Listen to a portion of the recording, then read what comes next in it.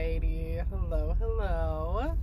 I hope that you guys are all having wonderful days. So this is going to be a really quick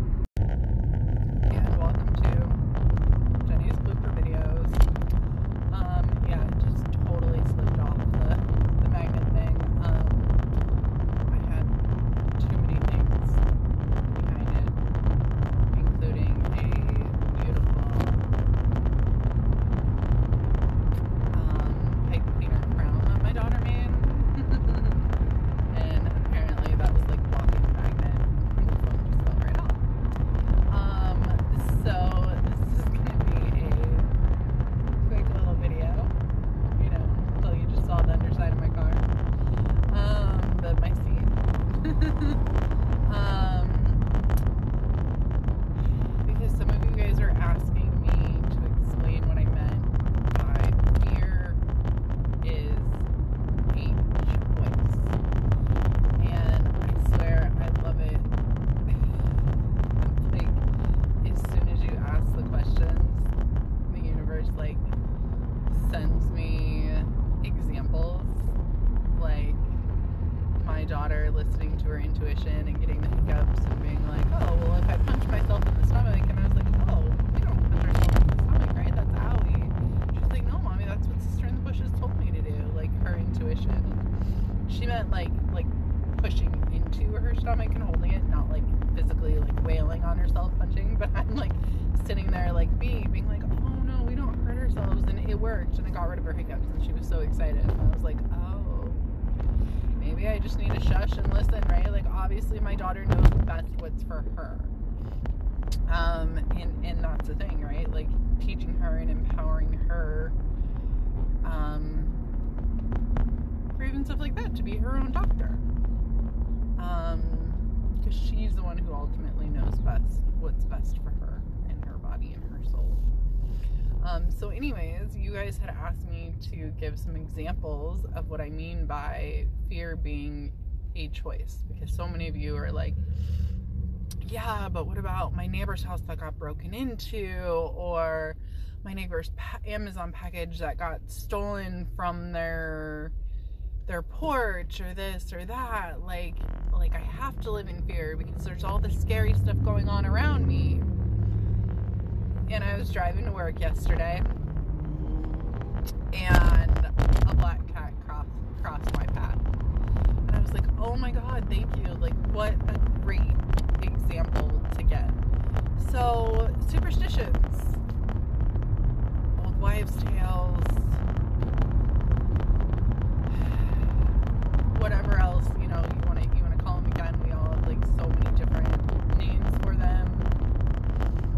How many of us have heard that if a black cat crosses your path, it's bad luck? If you break a mirror, it's 7 years bad luck. If you walk under a ladder, it's bad luck.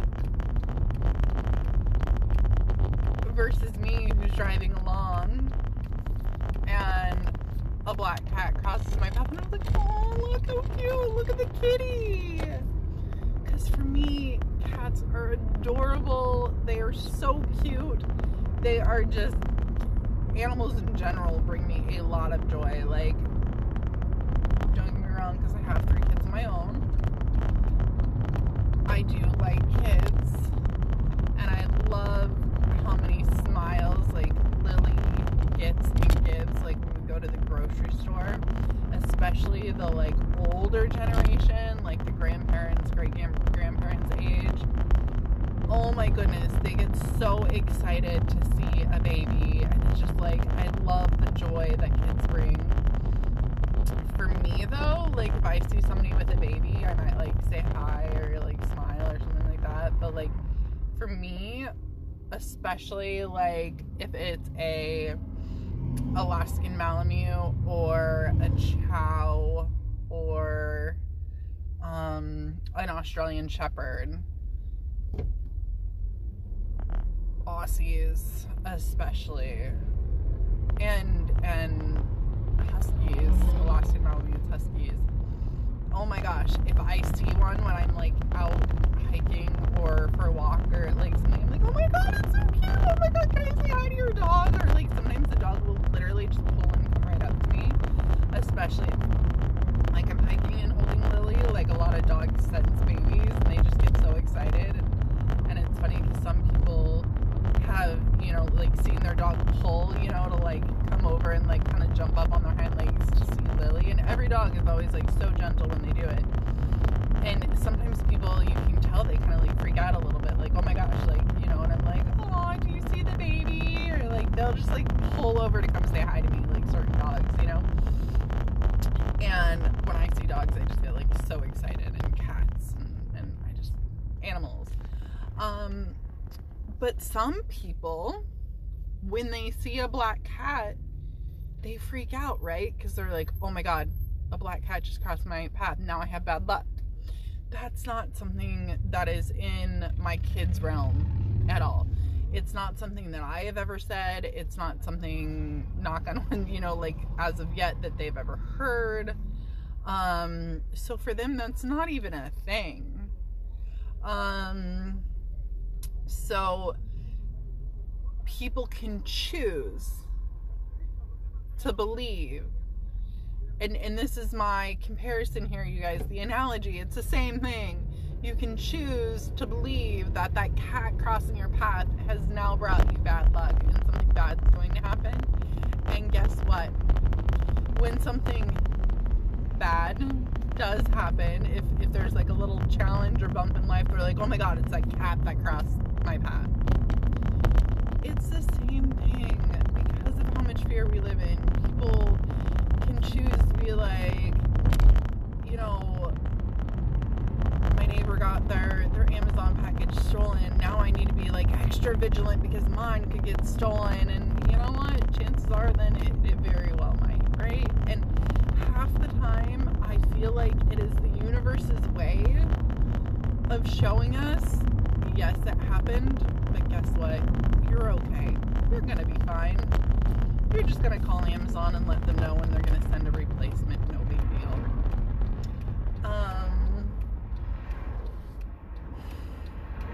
For me, I was one of those people who said that when I get married, it's forever. I only want to get married to one person. I never want to get divorced. I was so adamant against divorce. I was so like, no, you work through it no matter what. I was so like, no, like me and my ex were like, no, when we get married, it's like a one-time only thing. Like, I am never getting divorced. We're never getting divorced. We're never, like, I'm never doing this again, you know, kind of a thing. And I still don't know if I ever do want to do it again. I don't, who knows? But anyways, I was so adamant against it. And guess what? The 2.5 years of going through it was probably the biggest fight of my life. Like, but when that divorce decree was signed a year ago, March 7th, officially by the judge, but I think it was like March 5th, 4th, maybe by me and my ex, I slept so well. I crashed that weekend. I think I slept like 13 hours that night. I had the biggest adrenaline dump of my life. And I know what adrenaline dumps are because I used to compete in Brazilian Jiu-Jitsu, and I would experience one after every competition, you know? And it was just like the biggest adrenaline dump of my life, and I was exhausted, and I was like, you know what? But I made it through it. I did. Sometimes it's like, we have these fears that we do end up experiencing. To me, I feel like it's almost like to show you, like, you got through it just fine. But okay, so anyways, I digress, because we can choose though what we want to choose to be afraid of. And we can choose to believe that all this scary stuff is going on in the world, and we can listen to all the news in the world. But guess what? It's your choice to turn off the news and never expose yourself to that too. Doesn't mean that sometimes that stuff might not come into your reality. You know, you might hear it. But as adults, we can choose what we expose ourselves to.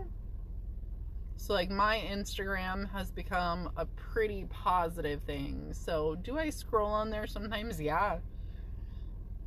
But it is filled with, you know, positivity. And if a negative post comes up, I usually look to see like who it is that posted it, and I unfollow or unfriend, you know, whatever, unfollow or block that person, like depending on if I want to like mute them or unfriend them.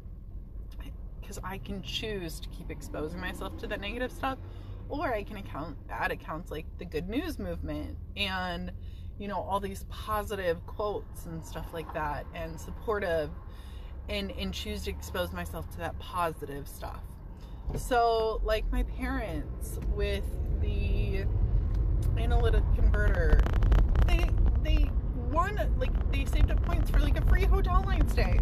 That is like the coolest thing ever in my mind, right? Like, oh my gosh, where could I go to go use that free hotel night stay? But for my parents, they chose not to use it because they were worried that somebody was going to steal their catalytic converter from their car. That's not even a thing in my world. Like, what? I did not even know that. I've never heard that. And they can choose to live in fear and not enjoy that hotel night stay because it might happen to them. You know, if it did, like, they've got AAA, you know, like, yeah, would it cost some money? Yeah. And then, you know, my dad would be like, oh, well, we ended up having to pay this much, you know, and that costs more than the free hotel night stay as it is. And yes, that is my impression of my dad.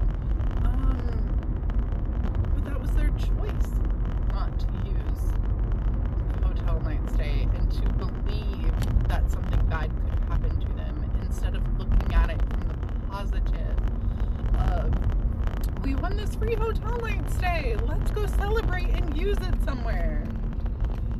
So I hope that kind of explains it a little bit.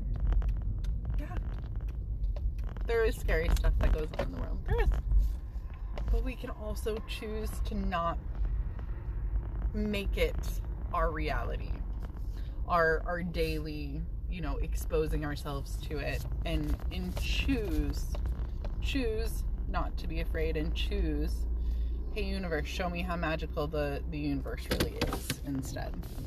Hey God, hey guides, hey whoever, show me how magical the world really is instead.